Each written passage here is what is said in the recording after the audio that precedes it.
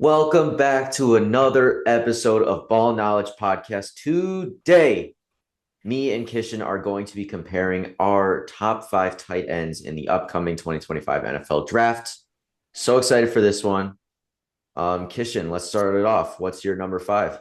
All right, so my number five is University of Miami tight end Elijah Arroyo. There's a lot of good things to say about him. 6'4", 245, phenomenal size for a tight end. He's super fast for his size. He's super lengthy, phenomenal yards after catch. And I think he's a really great player. It's going to be interesting to see where he goes. All right. Yeah, I have him at my number four tight end. Cam Ward, this has made his life so much easier. Mhm. Especially when Cam went on the run and like Elijah Arroyo is amazing. Yeah, He's great in the scramble drill. I also for love sure. that he was a better blocking tight end than most of the other like top tight ends in this class. Mhm. And like that's due to like Miami's head coach is very big on blocking. Yeah, And Cristobal. yeah. And Yeah. also he never drops the ball. Right. He has super soft hands, and I think one thing that I think he can improve on is staying healthy because that's been a problem his whole career. So if he can stay healthy, I think that those numbers will drastically increase. So yeah. Yeah. All right. I guess you can move on then to your number four. Oh, wait, no, I got to say my number five. Whoops. All right. My number five is Mason Taylor out of LSU. So I think that he is really solid. He has a great catch radius and he is great at tracking the ball. And like he's also like incredibly fast. Like this Mhm. guy, he's like kind of like that Dallas Goddard, Dalton Kincaid kind of build where he's like the F tight end. Like you're never gonna have him in line. He's not a good blocking tight end, really. In line. He's good. Like if he has to like block a linebacker, but if he has to chip a D end, he is not going to be that successful. And that's where I think his limits are. And also like his routes can be like a little predictable at times just because he is kind of that like one speed. But yeah, what's your opinion on that?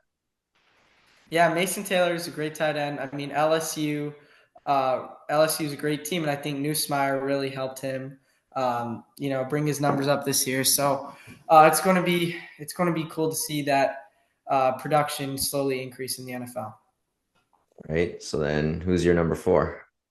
My number four is my guy Gunnar Helm. Gunnar Helm. Gunnar Helm. I mean, I've been watching him play for a couple years now under Jatavion Sanders, and now he jumped into that starting role this year and really just flourished. Phenomenal size at 6'5", 250, 780 yards and 7 touchdowns this year. So he had a really productive year. And I think that his route running is really what sets him apart. You saw that in that Clemson game. I mean, his route running really stood out, especially against a great tight end in Clemson's tight end. But I also want to talk about his hands. That one touchdown, I remember it like vividly in that Clemson game where he was in the back of the end zone, jumped up with his hands fully extended, made a phenomenal catch. So Gunnar Helms, Gunnar Helms, incredible, I think, and his ability to find soft zones is also awesome. So hands definitely set him apart, as well as his size. One of the things that I think he can improve upon is his speed, and I think that his speed is lacking a little bit. So definitely speed, and I think he could be a much better blocker with the potential. He's so big. He's 6'5", 250. I think he could be a much better blocker considering his size. So, I see him almost like a Jake Ferguson type of guy. So yeah, Gunnar Helm. Yeah, I honestly find it funny that I am higher on Gunnar Hill than you are. He's my number three. And like I just think that his ability, like he is great. Like he can find the open field or open space in the field like better than I think like Mhm. any other tight end. Like he is the quarterback's best friend in his own place, in my opinion. I agree Right. though with your same thing, like that he needs to get a lot faster. Like Yeah. for and also like I feel like for his size, he needs to get stronger. Like his contested catch rate, like while it's like medianly high, like for someone who's 6'5", 250, you'd expect it to be more than 50%. Right. And And I think, yeah, I mean, even his blocking, you look at his PFF grade and knowing how much PFF glazes Texas, like for him to have that bad of a run blocking Yeah. grade is honestly kind of surprising to me. But Yeah, it kind of shows. 43.5 is crazy. Yeah, it kind of shows. So blocking is definitely an area that he needs to improve upon. All right, let's hear your number three. So my number three is Harold Fannin Jr. I mean, this guy, come on, he had 1,500 yards. Like this, he was putting up like Brock Bauer numbers at Bowling Green. Like you don't see that, you know, you don't see those statistics. He had 10 touchdowns too, so he's just such an incredible prospect. He's not the biggest guy either. I mean, he's 6'4", 6'3", around 230, which is actually surprisingly around Brock Bauer's size too. So it's like really interesting to see a guy his size produce this much. And actually, he's not even that bad of a blocker too. He's actually a pretty good run blocker. So um, his yards after catch incredible. His burst off the line of scrimmage is something you don't see very often, especially because he's lined up right next to these offensive tackles, and his ability to just burst off that line um, sets him apart from all these guys too. So separation, hands, all of it is there. One thing I do want to say though is his strength and power. I think he could definitely put on some more weight in that frame. Obviously, 230. You don't see a ton of tight ends with that weight. It's definitely on the lower side. So if he can just put on some more weight in that frame, I think. I don't know if we're going to see these numbers again in his career, but it's certainly intriguing to know that he can put up these types of numbers. I'm just looking at Bowling Green's schedule, and this was my biggest thing against Harold is that he just did not play anyone real. Like they played Penn State, and then besides that, they did not play anyone. Like they literally did not play a single other team that was in the top 25. Like they're going against teams like Fordham and like Old Dominion. So I mean, the argument is they're like, what is he going to do? Like as an undersized player already going up against even tougher competition than like playing in the SEC per se. And I'm just curious, like how being that small and also like he, yeah, I just don't know. I have him as my sixth ranked tight end, so I'm That's just that's curious. fair. That's fair, but like we'll see what he weighs in at the combine, which I'm sure will be more than 230. So just putting on like 10, 15 more pounds, I mean, just 10 pounds would be such a huge difference maker, especially because he already is such a good blocker. He can improve upon that. Um, you know, of course they didn't play anybody special, but still you don't see a tight end put up numbers like that. Like in any conference except Brock Bowers, who we obviously know. Like so I feel like his numbers alone kind of don't it doesn't really matter who he's playing as long as he's playing teams that are somewhat decent. Like Penn State. So Yeah, I mean, I also just think though, like I don't actually love his inline, like being an inline tight end. Like I actually also think that he even in the slot, like he can get out physical sometimes, even in like playing the weaker teams that he was playing this year. He still sometimes got out physical by linebackers. And like well, yeah, I mean, him being out physical is kind of a subject to his weight. So if he can put on more muscle, then I don't think that'll happen as much. we'll see what happens with that then, I guess. Mhm. And then I'll go. So we already went through my number three too with Gunnar Helm. So then my number two is my boy from Michigan, Colson Loveland. I mean, this guy is the best hands in the tight end room, in my opinion. I think he has better hands than Tyler Warren. I'm being dead serious. Like this guy's catch radius is like the size of the moon. Like he can catch any ball thrown in any direction. Yeah, I And mean, he is again. This whole tight end class is really good size, 6'5", 245.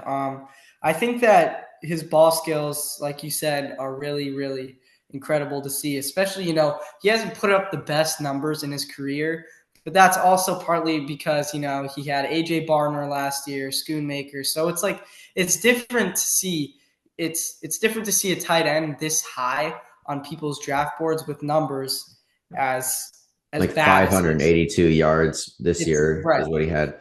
But right. like part of that So I also mean, is due to like the injuries like that he's had. And like that is what I have that as a negative for him.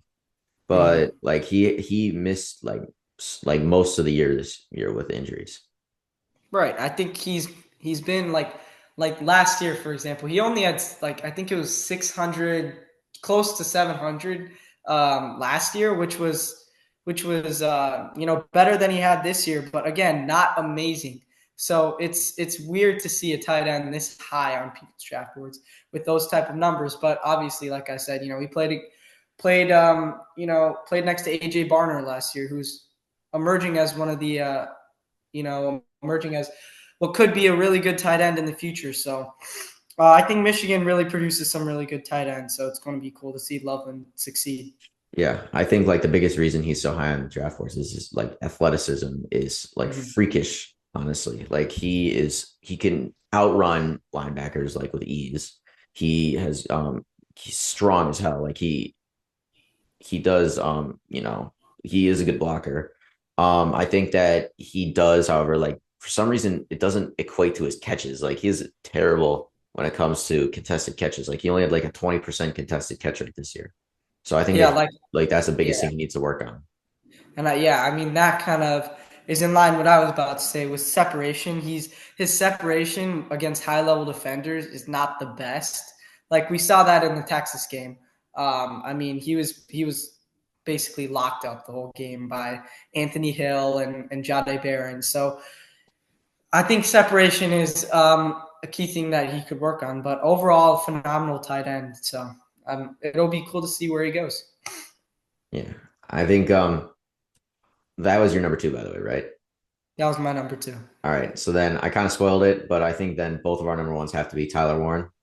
Of course, Tyler Warren. I mean, he's the biggest tight end out of all these guys. He is the most weight out of the tight ends out of all these guys, and he's the most athletic out of all these guys, in my opinion. I mean, him as a player is just so valuable. Like you watch that USC game where he threw the ball, right? So it's Do like everything.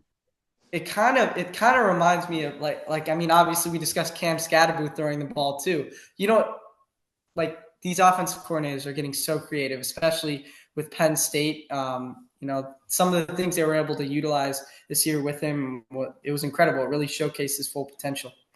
Yeah, no, I was gonna say like I love his mentality. Like he is the type of guy that says, I will do whatever the hell it takes so that way our team can get a win. And whether Mm-hmm. that's lining up Wildcat, like or playing tight end, obviously, or running the Right, like ball or Cam being a running Scatterboo back. almost. Yeah, he can Yeah, do everything and he's willing to do everything.